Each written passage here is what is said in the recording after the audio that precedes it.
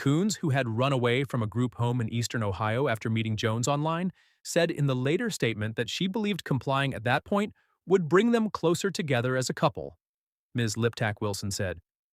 Jones and Coones initially considered that pinning the murder on Coones would get them both lighter sentences because she was 17 at the time, Ms. Liptak Wilson said. But there were inconsistencies in her story. Notably that the couple decided to shower together after the murder because Jones was smattered with blood. Jones had been convicted early last year in Wood County for charges related to unlawful sexual activities, including his and Coones's production of pornographic videos depicting her when she was underage.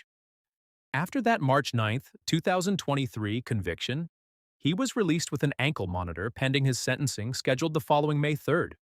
Another condition of his release was that he have no further contact with Coones. After Mrs. Jones's death, the ankle monitor's tracking system confirmed that the pair then went to a store where they could buy cleaning supplies and a tarp, and they also were captured on surveillance video there, Ms. Liptak Wilson said. The monitor's GPS tracking also confirmed, the prosecutor said, that the pair later dumped the body, wrapped in a tarp, in a garbage bin at an apartment complex where Jonathon Jones once lived.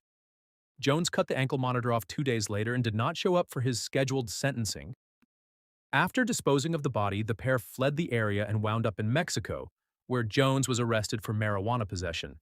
And Coones was found to be a minor unaccompanied by a legal guardian, Ms. Liptak Wilson said. Along the way, the prosecutor said, Coones bragged on her Facebook account about having murdered people, messaged several contacts with details, and committed additional crimes in Arizona.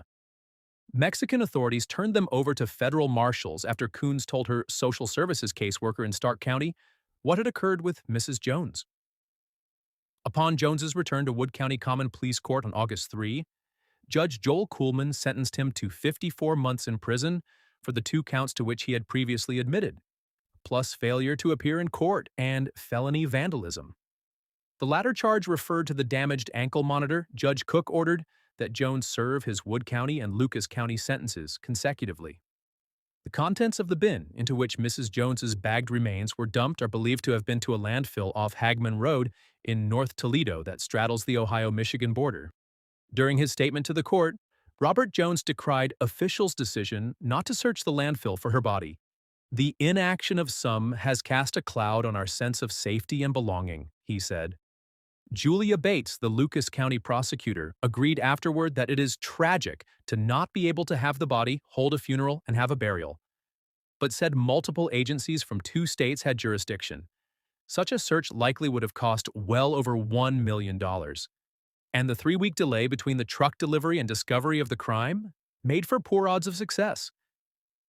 We don't have the wherewithal to do that by ourselves, Mrs. Bates said of such a costly search. Everyone involved would have had to wear hazmat suits and respirators and undergo decontamination after each shift, added Mike Loisel, Chief of Special Prosecutions. Cadaver dogs could not have been deployed because of the heavy presence of sharp objects in the landfill, he said. It was a horrific case. It's a blessing that it's over, Mrs. Bates said.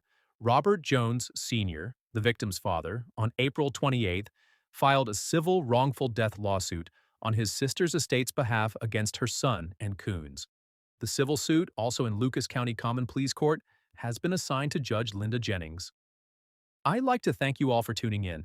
We like to do these stories to spread awareness.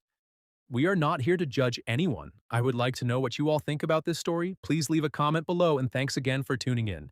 Stay tuned for more stories of true crime with Tom Atwater.